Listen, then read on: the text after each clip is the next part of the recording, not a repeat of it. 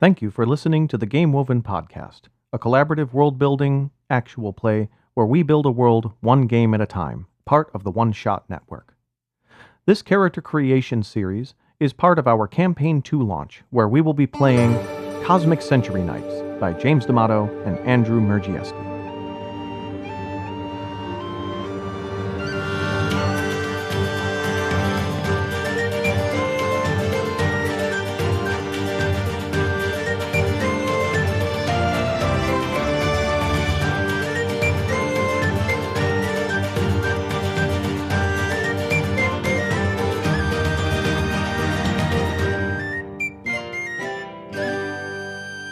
Hello and welcome back, everyone. Welcome back to Game Woven. I have terrific news for you today. I have a delightful little tidbit of information. I am joined today for more character creation by Emily and our newest cast member. We've got Faye coming in. That's right, Faye. You might remember Faye from Hearts of Magic, which we did. God, it was like 2 years ago. It was a long time ago, yeah. But because this game recommends a party size of 3, and we have so many people, we decided we would run 2 separate parties of 3. And so Faye offered to join us after a lot of people on the cast were like, "Yeah, let's call Faye." And so Faye, we're really excited to have you. Emily is here because Emily and Faye have never met before today, and also Emily can help keep us honest on the lore front, because I'm really flighty, and Faye is just kind of getting thrown into the cold water here. Listen, yeah, I've just one thing you're gonna know about Game Woven lore is it's very changeable. It's movable. It's like water. We love immutable lore, and here's the thing, I think that genuinely, who's amongst us knows all of the lore for the world that we live in. True. So it makes totally sense. No, don't even try to do that. Listen, your mind can't handle that. Yeah, for example, I don't know a thing about the city of Boston. There are many people in Boston who know a lot about Boston. I know nothing about Boston. And so I know a few things about Boston. See, like, you have a higher Boston skill than I do. Careful. I think we're stumbling into GURPS territory, which I don't think is what anyone wants. Hey, listeners, anybody here from Boston? Boston listeners, hit us up. Tell us the Boston deep lore. We're going to keep doing character creation with Cosmic Century Knights by James D'Amato and Andrew Mergieski. This is an absolute delight. This is I've done it a few times now, and I'm still bad at it. We're going to put both of our characters together. I don't know if you two are going to be in the same party. We have 2 different parties going. I don't know if you two are going to be in the same party. We're going to kind of figure out who's in what party based on what makes sense lore-wise. But I want to kick it on. So what we're going to do is we're going to be on page 11 of the document that James provided for us very generously in advance of the actual release. I did back Cosmic Century Knights, so I'll be getting a physical copy. Emily, I'll make sure to share that with you, and I'll send everybody else PDFs once we got them. It's going to be, I'm really looking forward to it. So if there is any difference between what we do today and what comes in the final, don't at me.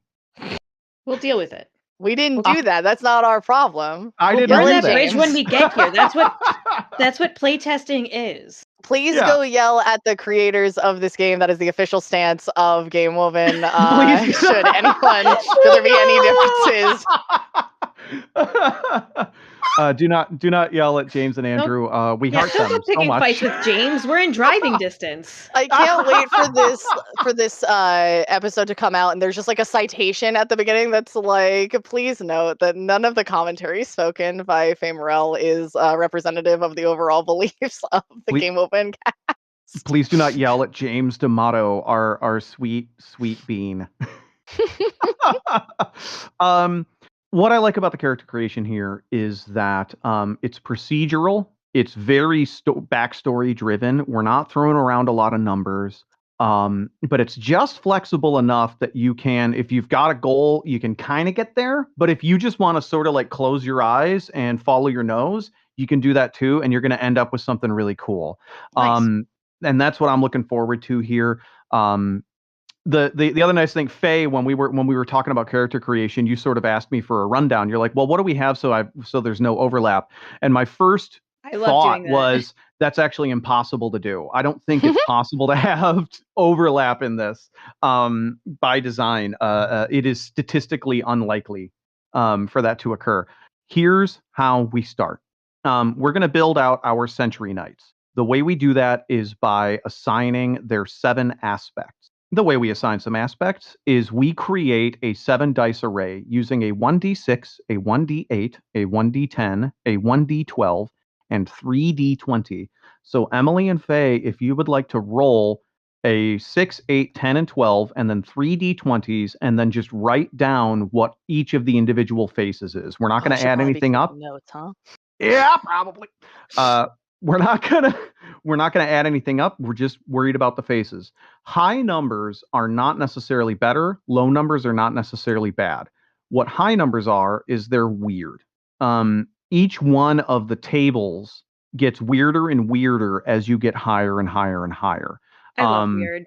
Yeah, the lower numbers are going to be more normal. What we've seen so far is most characters have 1 or 2 things that make them extremely weird, and then a whole bunch of stuff that's kind of dead average that just sort of makes sense for a person in the world, which has gotten us some really, really fun outcomes.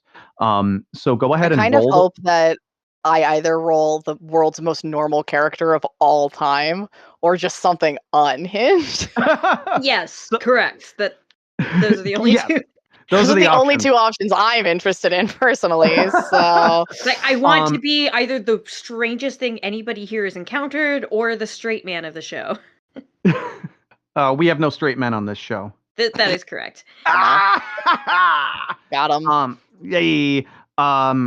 If you are going through and assigning, you can always take what's called the null option for each category, which is equivalent to taking 0, which is the most normal option for that category. And basically what that means is the way I've been explaining it is if you were to take the null option for all 7 categories, you would functionally be like a level 1 MMO character right out the gate. Like you would be a complete blank slate farmhand who happened to find a magical sword.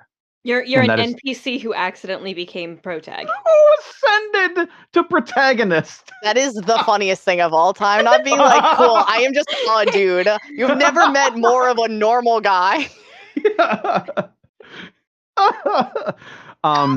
Does everyone have their arrays documented? Oh God, I haven't rolled at all. Sorry, I was getting my notes out. You're good. Roll up all 7 and then write down each of the face numbers. 20. Unfortunately, I will not get to be unhinged because I didn't roll anything higher than a 12. Some of the 11 and 12s are pretty weird. What'd you get? My D6, I only got a 3. Mm-hmm. My D8, I only got a 3. Oh my D10, I only got a 2. Okay. My D12, I got a 12. And then my D20s, I got a 1, a 7, and a 10. Oh my goodness. I mean, I'm okay with you just scratching that and rolling a fresh one because it's all so low. You might as well have just rolled 7d10. Right? Yeah. And 1d12. Let's get fun with it. I need you to know mine's also not going super well. I've rolled a 1, a 1, a 3, a 1. Okay. I was almost a 6 and then it was a 1. Just kidding. Okay. You know what? Let's just take a mulligan. How about both of you? I did ask for this. I did explicitly. Hold on. Let's just see what happens first. Yeah, we taunted the dice gods. We screwed up. Okay. I'm not rolling all 7 dice at once. I also didn't roll anything higher than a 12. Oh my God. Would you like to know what I rolled? I rolled a 1 on the D6, a 1 on the 8, a 3 on the 10, a 1 on the 12. A 12 on my first D20, a 10 on my second, and a 4 on my third. Faye, do you want another swing at that? Or do you actually want to be Joe Guy? I'm a little, I don't know. Okay, things went slightly better this time. Slightly. Am I allowed to hear what both of them are and then pick? How about this? How about Faye, how about we start and let Emily do one of them, and you just kind of scan some of the ones and see how you feel about them, and see what some of the low entries are in the various aspects. Because if you just scroll down, you'll see what the aspects are. Okay. And then see if okay, I can work with that. Otherwise, we can do a reroll. We do a mulligan on that. Yeah, this time I only got a 3, 1, 6, 5, 4, 17, 19. Okay. Now we're cooking. So I get a couple of weirdos.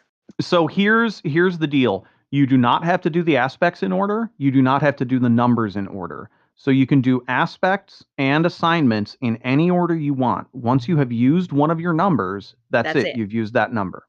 Mm-hmm. So the final thing you pick, you're stuck with whatever you've got left. The first thing you pick, you have the widest array of options. So Emily, I will invite you to choose the first aspect. Which aspect would you like the most options for? Oh, that's a good question. The aspects are the lineage of the blade, the background of the wielder, the style of the blade, the birth of the wielder, the appearance of the blade, the desire of the blade, and the desire of the knight. And for clarification, the style of the blade is appearance of the blade how it appeared to you, or its physical appearance? It's physical appearance. So the style is actually the type of blade it is, and the appearance is sort of like what makes it look cool. It's a blade. It's gonna look cool no matter what. I know!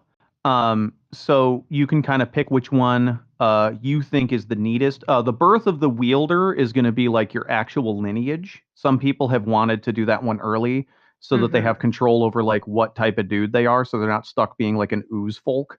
I mean, I have a 5, which would be beast folk, which is basically what I was thinking of doing, because the only thing I've managed to think of so far of what I want to play is I want to be a werewolf. Yes.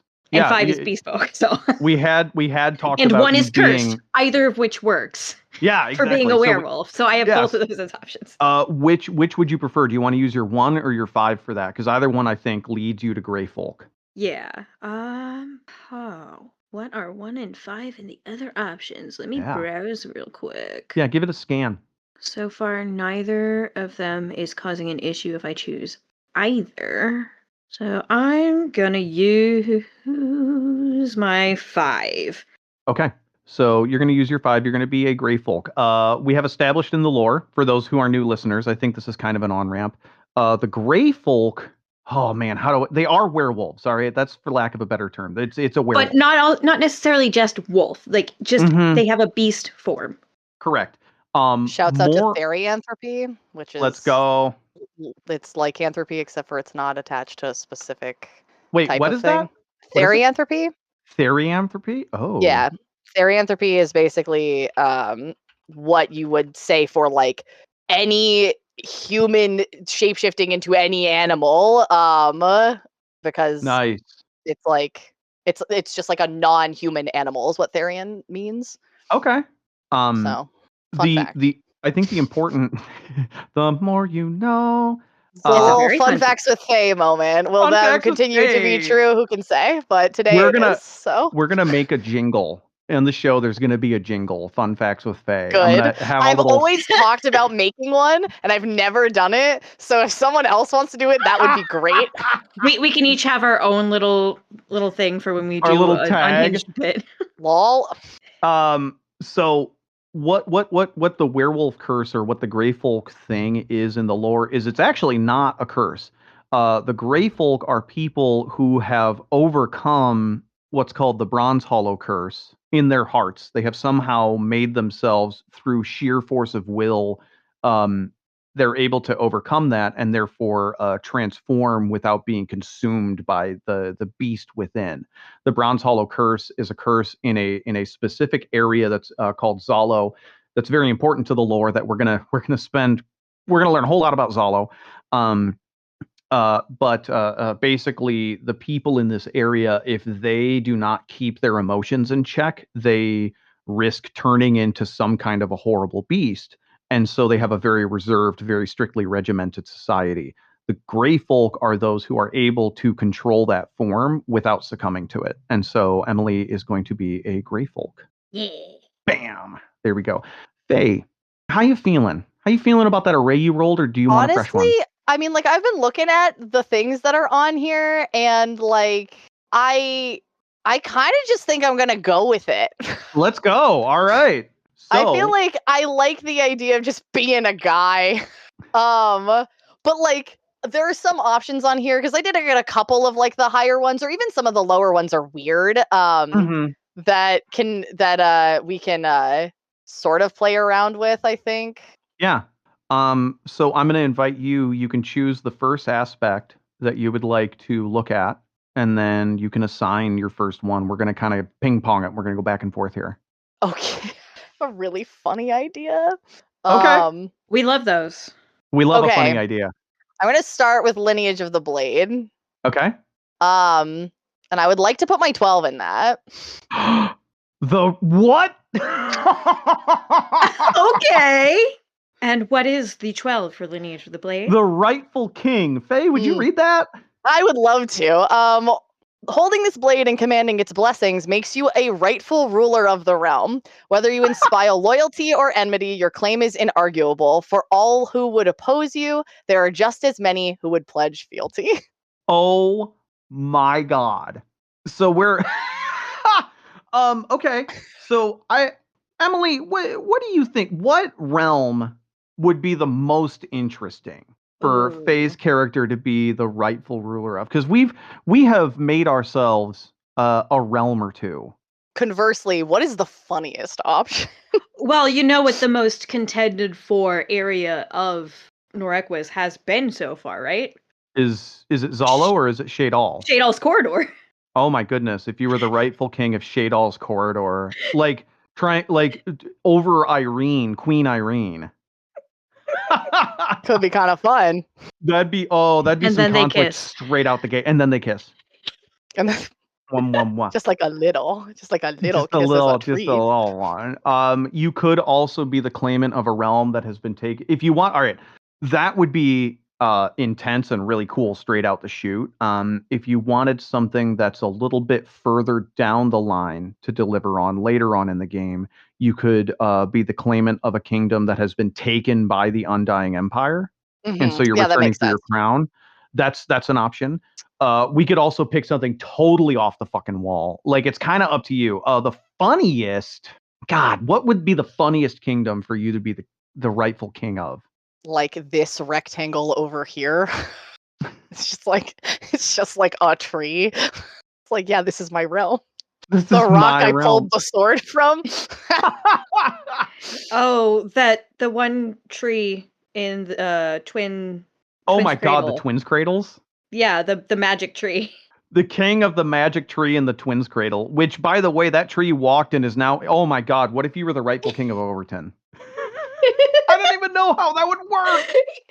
I'm king of the bridge. Listen, chosen by our beautiful goddess of travel. True.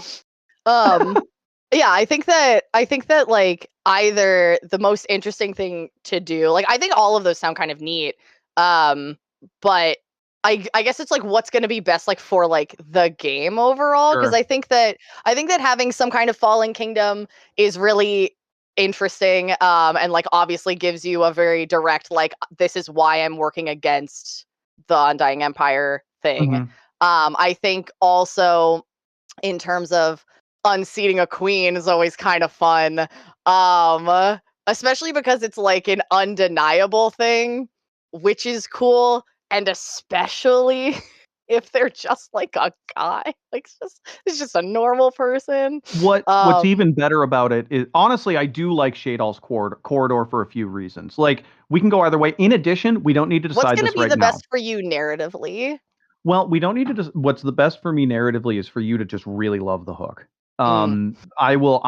This game is so character driven. I'm a sucker for King Arthur, so I was like, I'm locked in. What I like about Shada, like what I like about a distant kingdom off in the east that we sort of create in order to give you a driving force, is that does give you a motivation. What I really like about Shadal's corridor is the current queen, Queen Irene, is beloved and is technically a player controlled character in the world, that player being Bree. And so that invites some very interesting conflict, like really early on. And I love really meaty conflict. But we don't need to decide right now. We can kind of keep going through. Maybe the answer will unveil itself to you. Yeah, I mean, I guess we'll see what the other things end up being. Yeah, yeah. But yeah, if another hook appears to you as if in the ether, feel free to like reach out and grab it, and we can talk about that one too, because that's a hell of a hook right already, like straight out the gate. I love it. Emily, your turn. Oh boy. Which aspect would you like to explore? I've been looking at some that I've been unsure about. Like a background of the wielder would probably be the easiest one for me to figure out. Okay. From this point, because I have a 4, which is artist, Hmm. or a 19, which is reincarnated hero. Oh my goodness. Okay. Which could be interesting to work with, but also a lot more work. Whereas artist, I just wake up, roll out of bed. Right. Have you looked at some of the Could you other have died fighting the So, Empire? I do have back in other its ones origin? that I've That's looked kinda at 19 for. But also at the same time, why is an artist going on this quest to take down an empire? True. Yeah. Yeah, Faye, what was your question? Oh, I was just saying, if you did the reincarnated thing, I think it would be maybe kind of neat if you were someone who maybe was reincarnated from a point in time where you how many times does this happen? Have you been fighting against the Undying Empire for like years and years and years, and they keep trying to kill you, and you keep coming back? Which could be a lot of fun. It's like, oh no, Mhm. it's you again. But also, there's that era of Link from Legend of Zelda. It's just every Sure. generation a hero is born, and they just keep coming back. And it's like, oh, it's that one. They're named Link. Damn it. What are you thinking you're gonna go with? I'm kind of leaning towards reincarnated hero just to Ooh. do something a little different because I'm I think always an that'd be artist, pretty- and I could still be an artist. It just isn't like the focus of my background. Yeah. I mean, there's nothing saying that a reincarnated hero can't be like a warrior poet. Yeah. Yeah. Okay, reincarnated hero. So here's my follow-up question for that. Obviously, the obvious question is, who are you the reincarnation of? Oh. Or what type of hero? Like if we don't have the full black story fleshed out, like what are the conditions of your heroism that you are reincarnated from? I think it predates the Empire. Like Hell yeah. not somebody who was originally fighting the Empire, but like some force similar that was just trying to force control over people and just like, oh hell no. You know, And then the god, like some god was like, hey, remember this guy? you know what that makes me think of? What? Dawnbreaker. Oh hey. I Makes know me that. think of Dawnbreaker. I've heard of that. We've heard that name. It makes me really wish I rolled a 20 just for my blade. Oh, Alas, I did not. yeah. Because you could build a literal god killer blade. Literal Not that god we don't killer already blade. have how many of those in Right. in Well, Kingdom. we'll get into some of the lore of that. Every one of the Century blades, I think, has some kind of god killing potential. They're just Any not. blade can be a god killing blade if you try hard If enough. you kill a god with it. My god killing penknife. Well, that's how you kill squid. The god of ink and Ayo. paper. So the that was just a throw. That was just a throw out, Dawnbreaker. So you're a pre-imperial hero Yeah. that has been brought back. Who did you fight then? Pre-empire, or were you like a general? Were you like a folk hero? More folk hero, like a hero? solitary individual. Like think of somebody you would find in the Silmarillion, something like that. Nice. Okay. Like I'm a second age hero reincarnated in the third age. Oh, that's tight. Here's my follow. I have another follow-up question. Is there still an extant song that children sing about you, despite not actually knowing the broader context? I think the lyrics for it remain in some small circles, but for the most part, the melody has escaped and become its own thing. Like one of those songs that just gets rewritten with other lyrics and used for other things. Yes. But there are people who still remember the lyrics of the original, but not necessarily like the details of the reality. Like it's become myth and legend and gotten blurred over the centuries. We'll dive into that a little bit more. That was just kind of fun because that's usually how like really old myths survive is through poetry and song and ancient writings and pictures and pottery and that kind of stuff. But yeah, okay, Faye, aspect number 2. Okay, God, okay, so it's really funny that you also were thinking about throwing artist in like your background because I was also considering that. Which I just kind of think is funny. If I can be an artist, I am usually. That's very fun. But I also have just been looking at my options in terms of what I would do for my Birth of the Wielder. And it's very funny to me that my options are either being just like kind of a normal, like just like a person, or like a really small guy or really big guy. Which I also just think is very funny. We love a good dichotomy. There are 3 body types: small, medium, and large.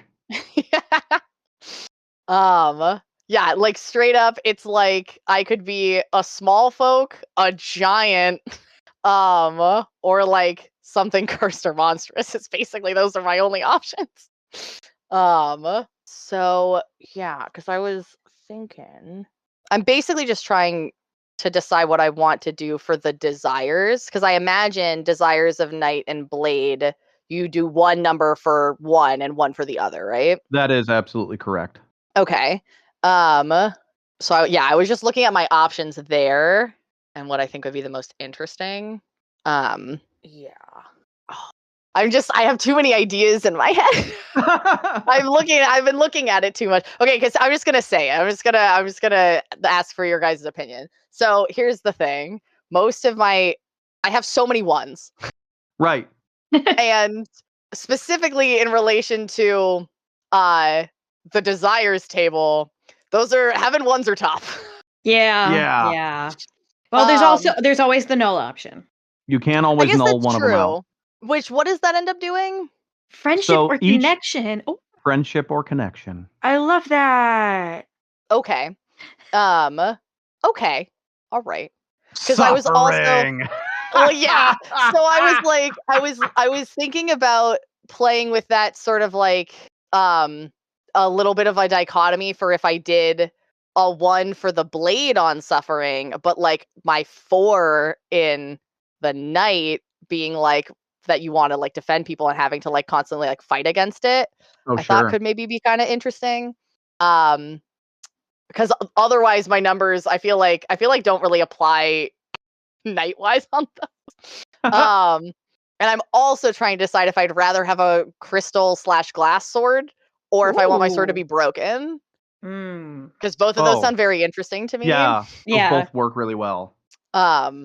I think, okay, so I think I have a way to answer the crystal or glass question, which is I think you need to know what type of sword it is. And then you'll know whether it should be broken or if it should be crystal or glass. All of my options for what sword they would be are all like, here's just a normal sword or something huge. They're all giant. Yes, Dark Souls. The Dark Soulsification. Not the Dark Soulsification of the tabletop gaming industry. Yes. Hey, that's Final Fantasy Erasure. I never played that one. Thank you, it was really Emily. great. It doesn't exist for any nodes, but if you try really hard, you can find it in your dreams. Emily, I super needed you to get that joke. Thank you so much. I really need you to come along with me on that one. Okay, but also Final Fantasy Erasure sounds like a really great game. I'm kind of into it. Yeah. Okay. What is this? Okay. Faye is like a chess master. She has to do like 8 moves ahead is what we're looking at right now. Oh, we are in good company. Yeah. I can't help but be like, okay, well, tactically, if I pick this thing, then I only have, then I have to put this somewhere. Like, I'm like, okay, yeah, I can live with this thing, but I don't want this to be true. I have an idea. Exactly. I have an idea. Since we have already decided that this is now, here's the thing: you holding the sword makes you the rightful king. That doesn't necessarily mean that you not holding the sword is the rightful king. right? This is the rightful it might be the king. sword that makes Is the you rightful king. Is Yeah. is the sword of the rightful king, right? So maybe since we've already landed on that, what if we make the sword and then we make the man? the Yeah, sword okay. maketh man. Yeah, what if we do that? I think in that case, I'm so torn because like I think a crystal sword sounds so neat, like Yeah. something that's made of like Yes. stained glass. But I kind of want it to be broken. Like I really can it be have a broken sword that's made out of that? It's like why'd my sword break? Babe, it's glass. Yeah, I mean, I think that there's the two approaches here, which is either something that like looks very normal, but is just a little scuffed up, or something that's like, okay, that clearly is the most interesting thing about you. What if it's what if it is not what if it is stained glass but it is unbroken? That is to say it used to be a glass sword that has been fused together using like stained glass techniques. And Mhm. so you still get sort of the broken like it's not when we say like normally you imagine a stained glass sword. You're Mhm. imagining like incredible craftsmanship. This was clearly just sort of like a repair job, Interesting. right? What if you do something like that? Okay, well, I have a pitch then. All right. If I did do the background that is if I did do artist, it could be that it was a broken like whatever thing that like I put together. Yeah. Yeah, and then it turns out to be the sword of kings. Yeah. Ah, I was just a guy being like, this could be a fun little art project. Like that is I got some Oopsie. scraps laying around. I think that's kind of fun. amazing. Okay, that's amazing. So I think you just landed like 4 different aspects all in one thing. Sorry. So No, I it's mean, fine. Things okay. fall into place. They're puzzle So pieces. it's not Yeah. so specifically it's not broken. It was maybe at some point. It is no longer. The sword in its current state is like this sort of stained glassy sword. Yeah. I just need to make sure that I'm writing down the right number. So my 10 Yeah. is going in the appearance of the blade. Yeah, which is glass. Yes. Yes. And then your dude is going to be My an artist. yes, and that's going to be where I put my background of the wielder. Yeah. And we haven't actually landed on gender. I just like calling characters dudes. So that's Yeah, we're I just like to Yeah. play funky little guys. Yeah. I You're building a dude. I Your rarely dude can ever be a play chick. anything that isn't a woman, but Yeah. it could happen. But they're all little guys. At the end of the day, that's how They're I just could define all of them.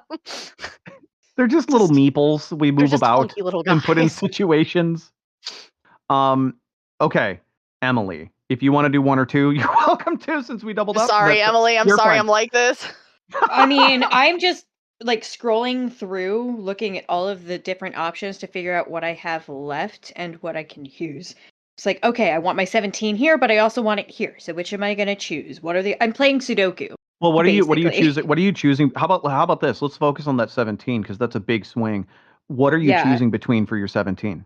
The style of the blade, which would make it a morphing blade, or the desire of the blade, which would be chaos, an overwhelming desire to disrupt order and create change. Ah. Because if it's not a morphing blade, then it'll just be my standard longsword Right. that I always have. But then I have to change my lineage, because that's the only other thing that I'm thinking about 3 for, or the main other thing I'm thinking about using my 3. This is like how I play Sudoku of, Sure. okay, let's see what all can fit in here and process of elimination. I like a morphing blade here because you're already a shapeshifter. I think That does go together poetically. I think there's thematic potential here. Because the other option, yeah, I like that. Because the other one that I would have is, I forgot about my 6. No, my 6 is what I want to put for my appearance of the blade. Yeah, it'll work. Okay. Morphing blade. Morphing blade. Okay, so you're going to do a morphing blade. What was your 6 then for your appearance? Looks like you've already got that one. 6 is natural. Oh, yeah. Okay. So it's got the blade has a clear connection to nature in its motif. So we have a morphing blade that also has a natural appearance. Tell me about like what's sort of like the default state? Like what sort of natural material is it made of? Well, wood and metal are natural materials, but I feel like it just kind of changes based on the angle you look at it. Like it almost looks like it's made of starlight. But like it could when it changes, it could invoke water, it could invoke fire, just all of these moving elements. Like it's very much like an elemental kind of blade. Oh, okay. So you're not thinking like it's made of wood and rock. You're thinking more it's made of like an element of some kind as it changes. Yeah, I will say, and I don't know if this changes anything, but elemental is also one of the types of look on appearance. So I don't know if that's like conflicting or whatever. Yeah. It's kind of like the sword wasn't forged so much as it grew. Oh, yeah. Very nice. I like that a lot. That's really cool. So we have a morphing, like a natural morphing blade, like literally like it's almost alive. Yeah. That's which is fun because the other one I had been looking at was a talking blade, but then I used my 19. Yeah. All right, Faye. So, I would like to know a little bit more about what being cursed would mean. So for like the birth of the wielder. Curses are really interesting in the Game Woven world. Technically I'm cursed. Yeah. Many of them are tied to yeah, hey. Many of them are tied to lineages, and lineage is not always blood. It's it can be love or familial relationships or that kind of thing. Like it can cross over the sort of blood border that other things will relate to. We also have a very common theme running through the game of you will occasionally get a quote blessing from a god, but that blessing will be a fucking problem. A nightmare thing? Yeah. Like a couple of examples of blessings were someone was blessed with a diplomat was blessed with a literal silver tongue, which caused problems, but also did make them an eloquent speaker. But it was also really obvious, and so it was hard to like even if you're a really eloquent speaker, if everyone knows that is a magical effect, will they trust you? Right. Yeah. Another one was Urstella, the spy master. That. Yep. Urstella, who was the a glowing spy master. Yes. Who was bathed in sun magic. Yeah. Which I remember that. I was like, I actually know exactly what you're talking about because that was a very relevant thing in our game. Yeah, it was huge. So when we say cursed, you can either have some kind of a lineage curse. So there's like the brazen curse, there's the bronze hollow curse, those kinds of things, or you could maybe you could have an attachment to some sort of divine curse that is ironic in nature. Okay. So, and does this would this affect? I guess like it would depends on where it comes from, like what you look like, because I'm just trying to like visualize like what this character is. I would imagine that you can kind of decide from any number of like generic fantasy body types. Like you wouldn't want to go super weird, but like if you were like, oh yeah, I'm a cursed elf or I'm a cursed dwarf, like that'd be fine. Sure. Like as long as we're keeping it sort of in the pocket. Cool. Yeah, I mean, I think that there's a lot of I think that the idea that leadership is a curse is a very interesting thing of like I don't think that this is necessarily someone who is out here like running away from destiny as it were, but I also don't think that they're running towards. I think that they're just sort of like, yeah, I just have this thing, like don't talk to me about it, it's fine. I'll get like there when I get there. I don't even necessarily think it's that. I kind of like I like the idea of someone who is unassuming, even though everything about them is trying to be like, no, you're not. And it's like, stop. Like, I'm just a dude. I have an idea. Who was Rob's deity? Was that Tensos? Do you remember, Emily? Oh, the god of heroism. Yeah, it's not cursed to be a hero. I like his old name. Whichever, I can't remember offhand exactly. I know it. Yeah. But my brain is not. Potluck. Let me get that name. I have an idea. God Potluck notes. I know it on the tip of my tongue. Odette. Yeah. Odette. Maybe you are cursed / blessed by Odette. And which Odette is ambition. Yeah, heroes, villains, and ambition. And heroes and villains and ambition. Yeah. That's kind of fun. Yeah. And just so god of people who want to make a name for themselves. maybe no matter what you do, you are a face that sticks out in the crowd as someone that people can trust implicitly with their need. So like if there was an emergency, someone is just going to run to you and be like, you probably know what to do, right? And You she's know like, what to do here. Yeah. You've Please been help us. cursed with protag energy. Yeah, like You hate to literally. be cursed with fucking main character energy. Help. That's so funny. something like that.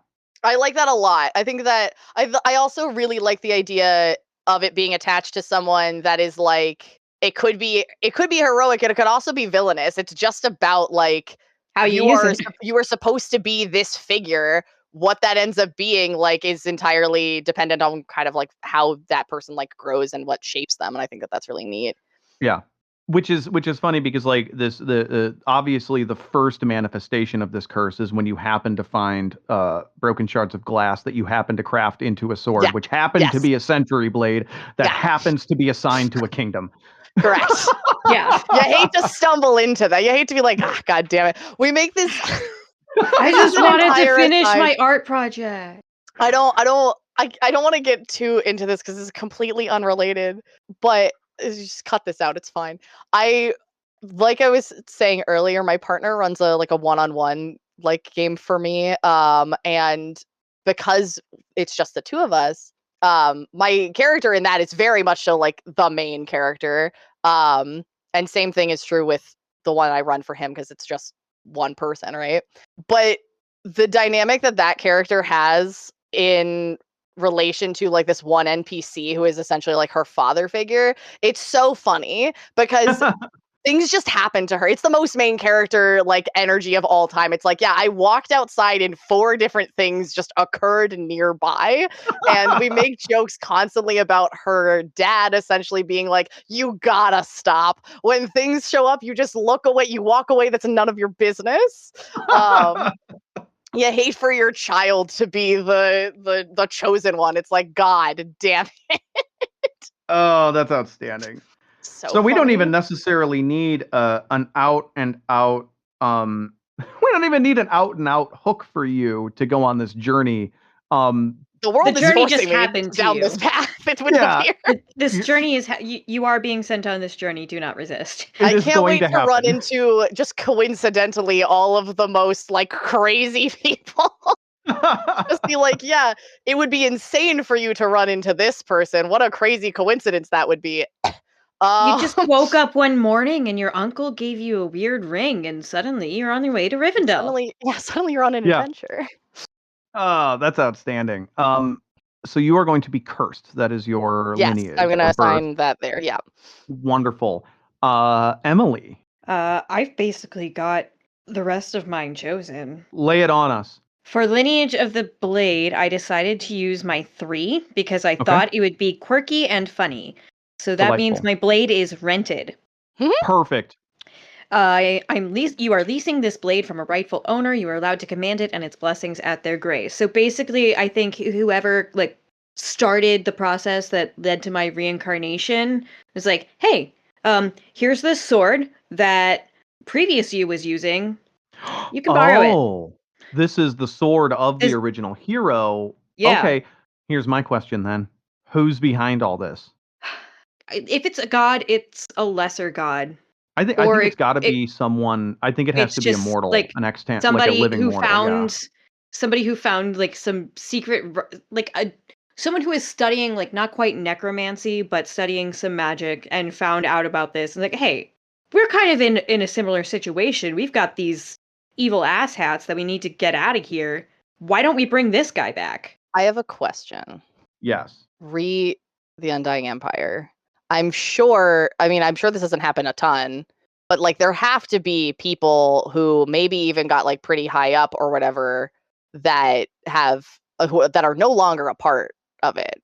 That maybe disappeared or like, for one reason or another, like stepped away from all of that. That has to exist somewhere, right?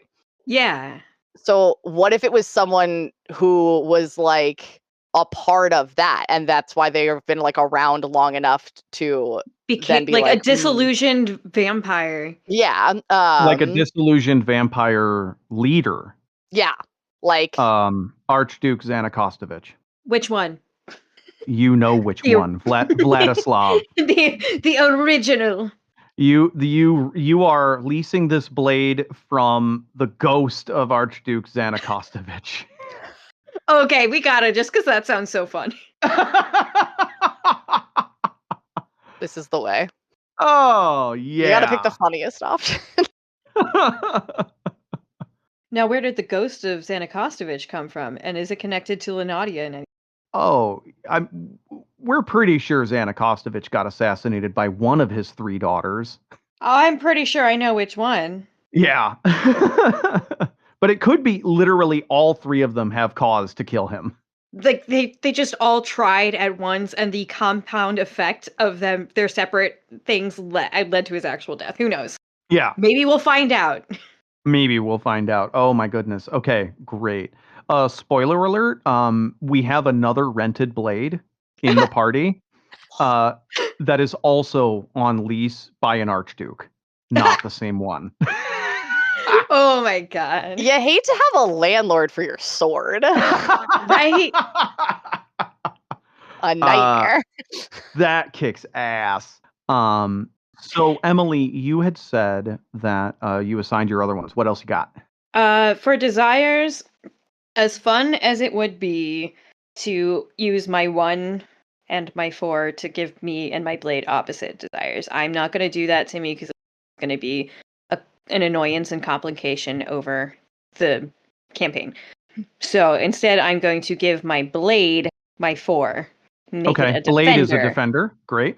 A desire to help the helpless and defend the innocent. A wonderful aspect to have in a blade for a reincarnated hero. And then I'm just going to go for myself and go with my usual friendship and companionship and connection. I think that's chill. I think that's totally chill.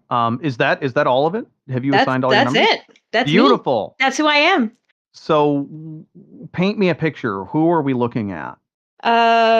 What kind of person is this? Just sort of give us like a general, like 2-paragraph character description. If you're able to cook up a name, throw one out there, and we'll kind of go from there.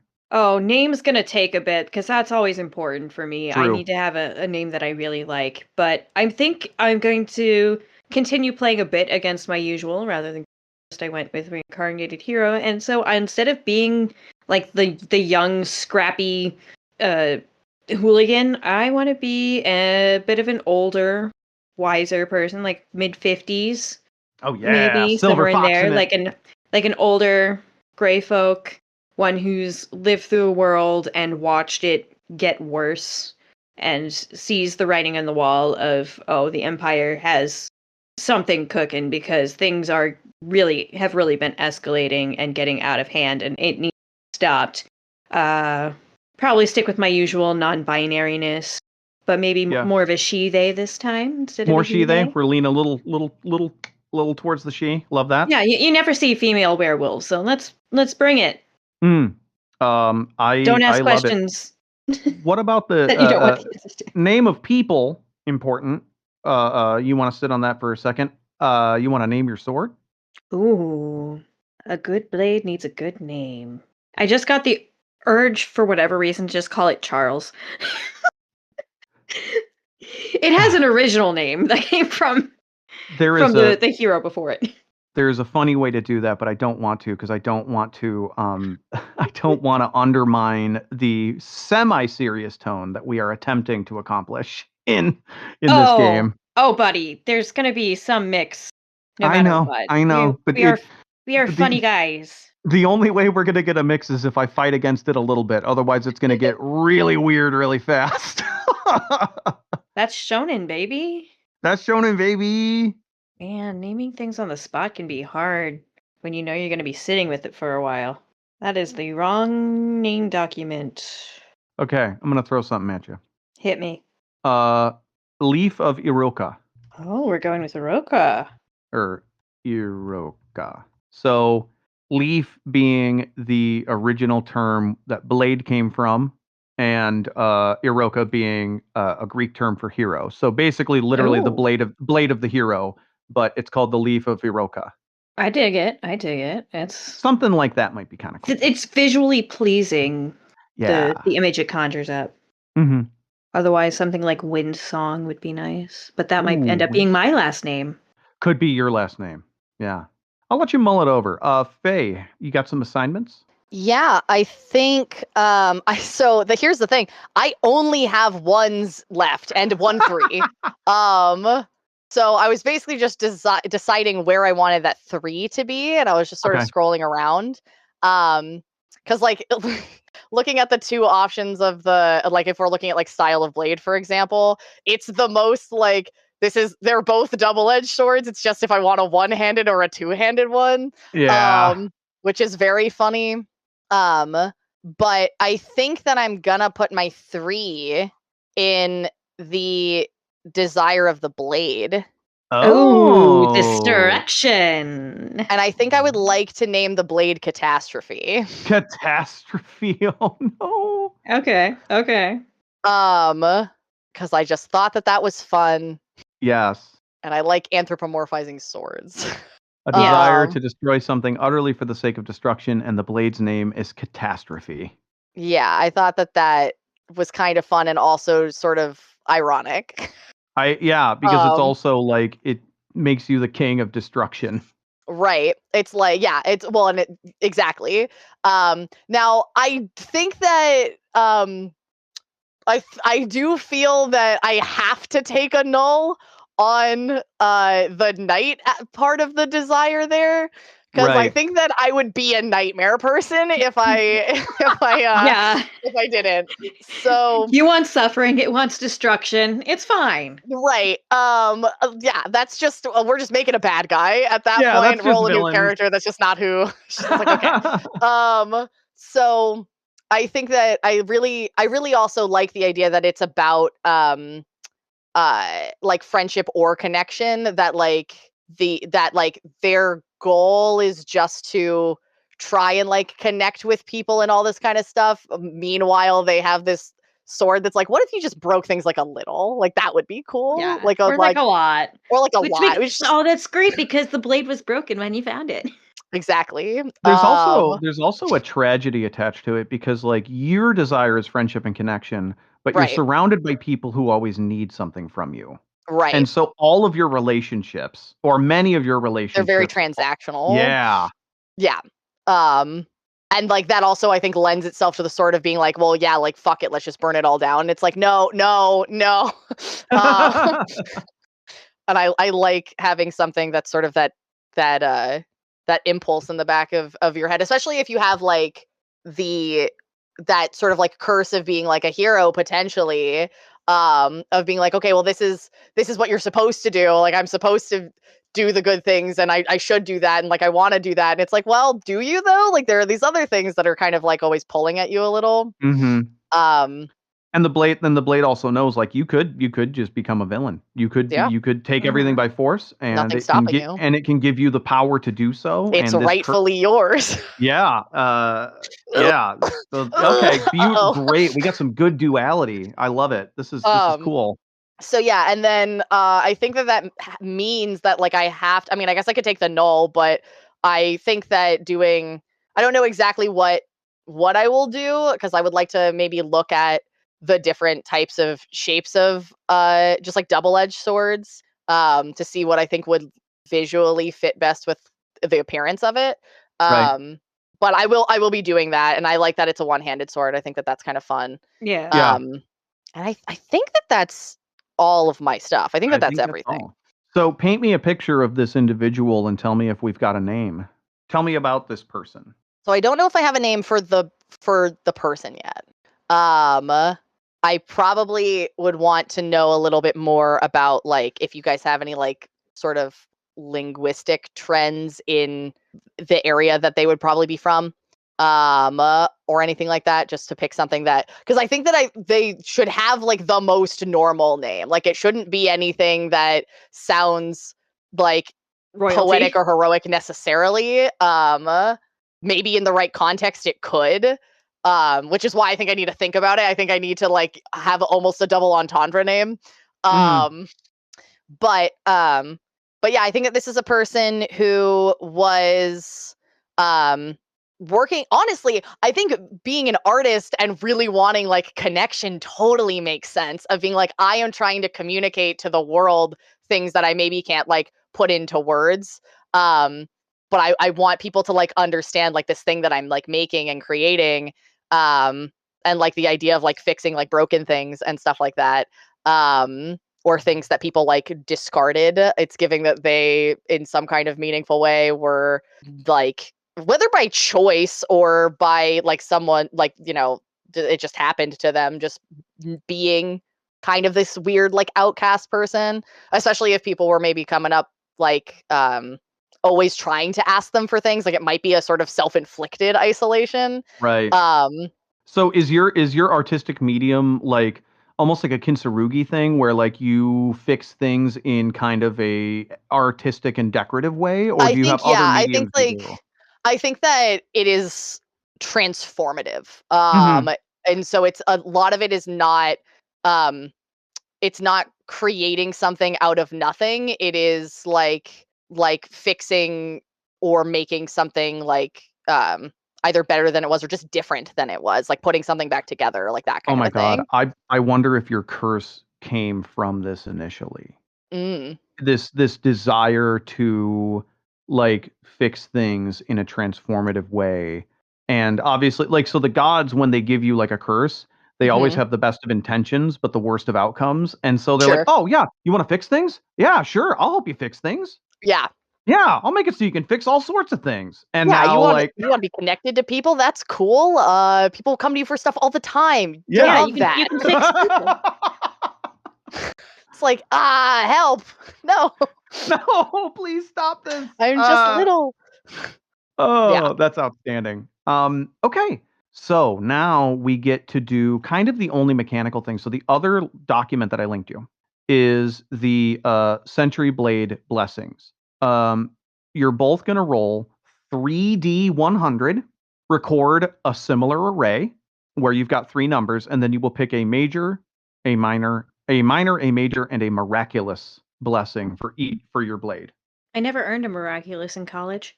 And let me know the first person to have all three numbers, and we'll do your blessings. Okay, I got a 15, an 18, and 82. Okay, so we'll start with minors. A 15 minor is the revolutionary draw. You can draw this blade from the chest of any person you love. What the fuck? Oh my goodness. Scott Pilgrim shit. Holy shit, that's crazy. What was the other one? 18. Cut of plenty. You spend one to cut any non-living edible object in half. This will result in 2 exact copies of the original object. Oh, so you can double up that bread.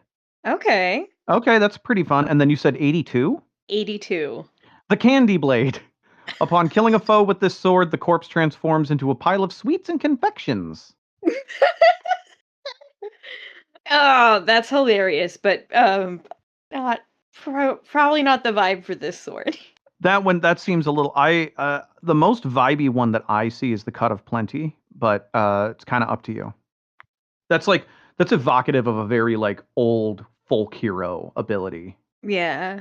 I think I'm leaning towards Cut of Plenty. Let's pencil it in, because you can sort of like, you might change your mind, because we're gonna go to majors. So now you have an 18 and an 82 running. 15 and 82. 15 and 82 running. The Explosive Blade. Plant your blade into any surface and deal damage over an area. Make one control roll against all creatures in range. Roll a number of intact die equal to your level. The radius of the explosion is a number of feet equal to twice your refresh. So you can make an explosion. Yes. Super cool. 82 is Essence Blade Rabbit. By wielding this blade, you gain the features of a rabbit. So you can get a superhuman leap and some other rabbit-related abilities. The werewolf being a rabbit would be very strange. I gotta go with Explosive Blade. I think that's cool. I will say it would have been hilarious for you to be both like a wolf and a and bunny. a rabbit. Yeah, it's giving predator myself. and prey. Yeah, you're just chasing yourself. It's very funny. So if you're only sitting on your 82, then that leaves you with contractual nullification. If an agreement is expressed through a physical contract, you can attack it with your blade and shout, "This is what I think of your contract." If the attack is successful, the agreement is nullified and will not be upheld by any mortal or supernatural entities. Oh, that's very situational, but it can be quite powerful. You are against a very bureaucratic empire. This is facts. Yeah. This is facts. I oddly enough once again, very folk hero. Yeah, that's kind of good. I think that's pretty fucking cool. I think we pulled that off pretty easily. Yeah, we got it in one. Way to go. So then, Faye, what are your 3 numbers? I rolled a 21, an 81, and a 57. Okay, 21, 57, and 81. 21 is the transcribing blade. Touch a book with your blade to copy all the information into the blade. As a transcriber, I love that. Spend 2, copy a transcript of any words said within earshot of the blade. Oh my. Yo. And spend 1, you can transfer all of this to another object. That's pretty crazy. 57, you said? Uh-huh. The warning blade. Your blade will sound an alarm when it senses danger within a radius. And you can also set it so that it's only audible to you. Okay. And then what was your last one? 81, you said? 81, yeah. Blade of the Domicile. Upon killing a foe with this sword, the corpse transforms into a house seed that looks like a brick made of flesh and bone. Oh, God. Burying the house seed instantly creates a single-room domicile and begins a growing process that will add 1 room per year. James, what the hell? What do you mean? What the fuck? Okay. All right. You can live in the corpses of your enemy. Okay. All right. Not you building your empire with the bodies of your foes. Help. Hell. It goes against the destruction of the blade's nature, but is also kind of cool. Okay. The warning sounds really cool. The transcribing sounds crazy. I love the transcribing. I think that's so cool. I think the transcribing's really neat. All right, let's pencil that in. We've got a 57 and an 81 going into majors. Okay. 57. Zodiac Blade, the Stone Goat. Summon the Stone Goat to fight for you for the duration of the scene. The Stone Goat is pretty badass, actually. Okay. 81. Essence Blade, Tiger. You get the features of a tiger. So you get rending claws, and you get cat eyes and night vision and stuff. Okay. I don't know. I don't know about. I'm leaning a little bit maybe towards the tiger, just because I think that's kind of interesting. Although the idea of being like, yeah, I just like summon a little guy, like maybe I put that back together. Like maybe this was a goat I found that I made. Could be. Just a stone goat that you put back together. All and it gained sentience. that you reassembled. Yeah, it could be. That's kind of fun. All of the things that I use are all things that I put back together. None of my equipment started the way that it was. The tiger form being related to a king is also very interesting, because maybe that's sort of the spirit of the kingdom. Oh, that's interesting. So, like, I think there's something in there. Okay, yeah. That is really interesting. Do you want to see Miraculous and see if that? Yeah, let's look at Miraculous and what we've got going on with that, and then maybe I can. So 57 in Miraculous is the corrosive form. For the duration of the scene, your flesh, blood, and blade become highly corrosive. I think that's 56. Oh, sorry. 57 is Berserk. Enter Good. an uncontrollable Is that a Berserk range. reference? It might be. It is listed as one of the shonen inspirations for this game. Yeah. Or 81 is the Fleshmanster. Touching this blade to a creature allows you to connect to it on a genetic level. Spend 5, rearrange the creature genetically, giving it appendages and stuff. Holy crap. Yo. That does fit with your character stuff. It does fit with my thing. Although I will say the Berserk thing also fits with a destruction sword. Right. Yeah. Oh God. Okay. You could do so it would basically be Berserk with tiger or goat with Fleshmancer. Okay. So the two sort of paths you can go is one of them is more about your character, and one of them is seems more fitting for the character of like the sword or like the kingdom. Right? Those are kind of the two paths that I see. Yeah, I think as cool as the Fleshmancer sounds, and I think like narratively, like for like this character, I think that would be really cool.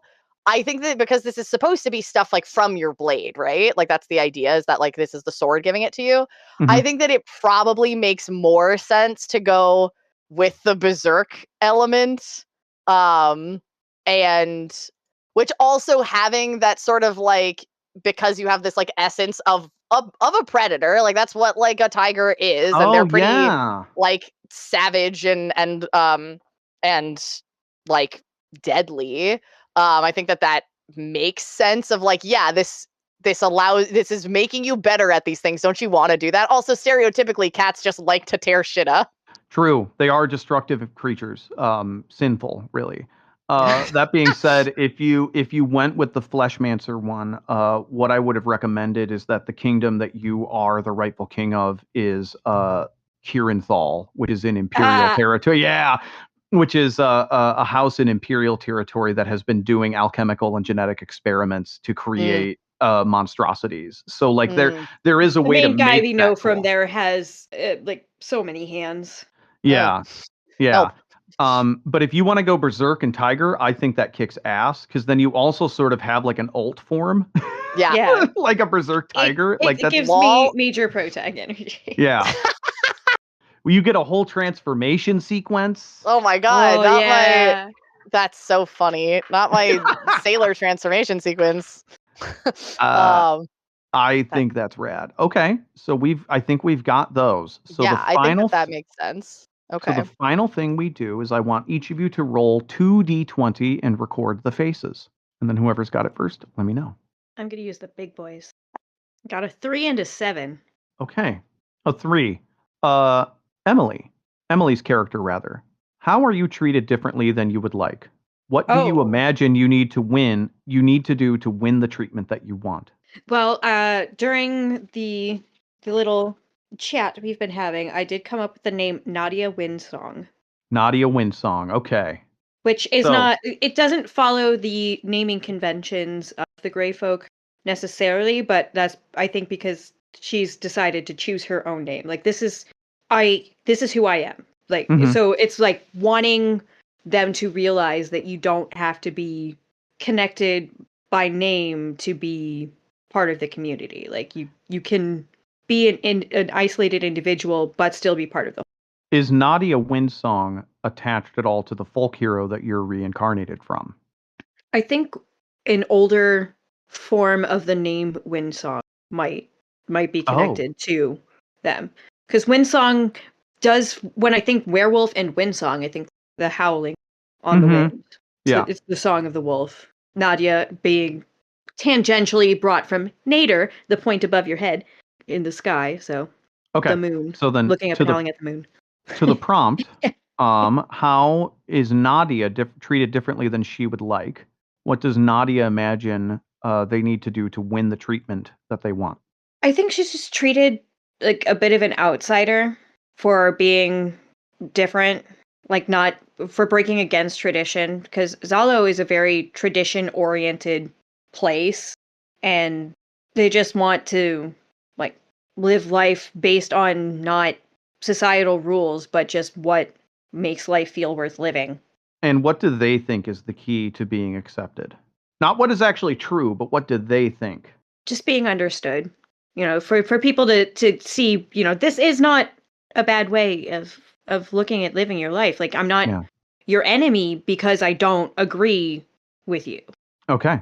I think that's great. And you also rolled a 7, was your other one? Yep. I really like this as a counterpoint to the question we just asked. Who admires Nadia the most for who she is now? Who criticizes Nadia the most for not yet being what they believe Nadia can grow into? So not necessarily criticizes Nadia for their choices, but rather for the fact that they have not reached their potential. I think they're really popular with a subset of the kids in the area. Oh, you know it. Like just they're the like the lone individual living across in that small cottage by the woods on their own. Well, that's where the kids go to just, hang out and be themselves, get away And get from the free pressures. bread. Yes, and get free bread or whatever else they bring. It's like, oh, you only had enough for candy for one of you? Let me help with that. Yeah. Just like teach them, hey, there are other ways to live. You can be like you can fit in and be acceptable without having to change who you are. Nice. Who doesn't think that Nadia is living up to their potential? The council, like whoever, like the people in charge of town, like the heads. The opposite. It's like the government hates me. It's like, dude, you could be using this to help us. Right. Instead, you're just like on your own doing stupid things and entertaining children. Yeah, I love it. Okay, Faye, what are your two? I rolled a 6 and a nat 20. Beautiful. Okay, a 6. What is your most criticized or rejected quality? How does this quality make you strong in ways most other people cannot see? Sorry, can you read that to me again so I can just type it down? Sure, yeah. What is your most criticized or rejected quality? How does this quality make you strong in ways most other people cannot see? And I can actually copy paste this for you as well, if that would help. And bam. That's a really interesting question. What kind of qualities do people have? I don't know that I've ever known of a quality a person could have.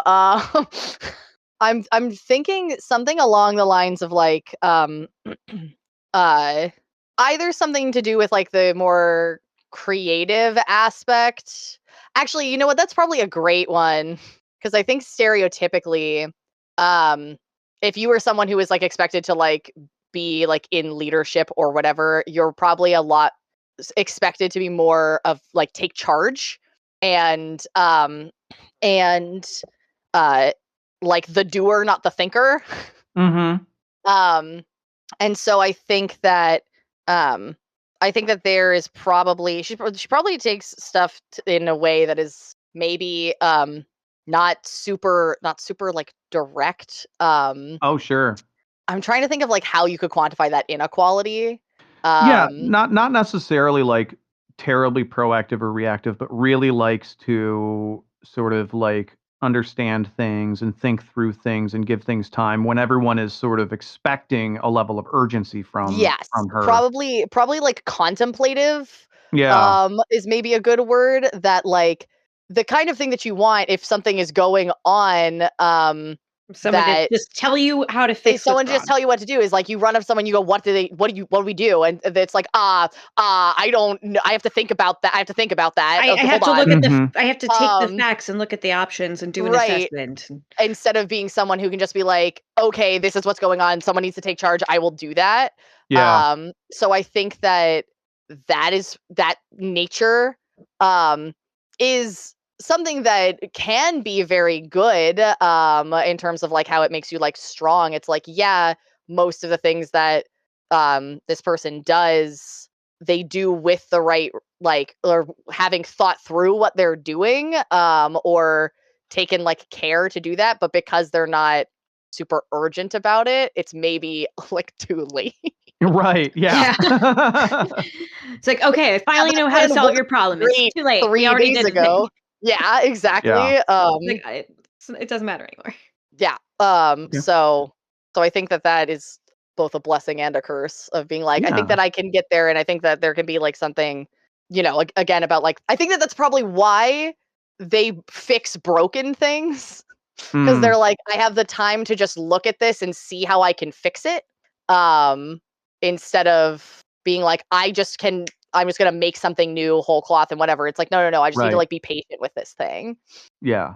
Okay, with your natural 20, what life-changing problem do you have that only you can solve? Why is it you and only you that can solve it? The fuck is wrong with you? Other than, the curse. Well, can you... Or maybe not other than the curse. Okay. Life-changing problem that only you could help. I feel like I'm being attacked. I didn't even do anything. Is this something that's supposed to be like more like personally grounded, I would assume? Yeah, I think so. Yeah. Okay. God, I don't know, man. Help. Mm-hmm. I mean, What does you have your a special power for putting things together, so. Yeah, what does your character want, and how does your character keep getting in her own way? Would be a way that I might ask that differently. That's interesting. Okay. Yeah, I mean, I think that based off of the things that we know, um, You need to fix your failing marriage. the one thing I can't fix. You got a sick one-legged dog at home, and you gotta find a cure. Um, I think that, I mean, we could get really philosophical here. Hell yeah, let's go. And just be like, I think that there's maybe the possibility that this character would think that something is wrong with them, even if it isn't necessarily, in the sense of being like, why am I not like the hero that I'm supposed to be? Like no one else can like change that for me. That's the only thing that I can do. No one can make about you believe you're a hero. You have to believe it yourself. Right, but it's not even necessarily like in like a belief thing. It's like I just fundamentally like the way that I am is not a heroic person. I don't think that they're a bad person, but I think that it's like I'm not a hero, I'm just a guy. And like there are just like things about them, like the contemplativeness, for example, is like this is just fundamentally how they exist. And so it's like I would have to change completely everything about the way that I think and do things in order to solve this problem, to be the like leader that the world needs, I guess. And they're like, that's not for me. Right.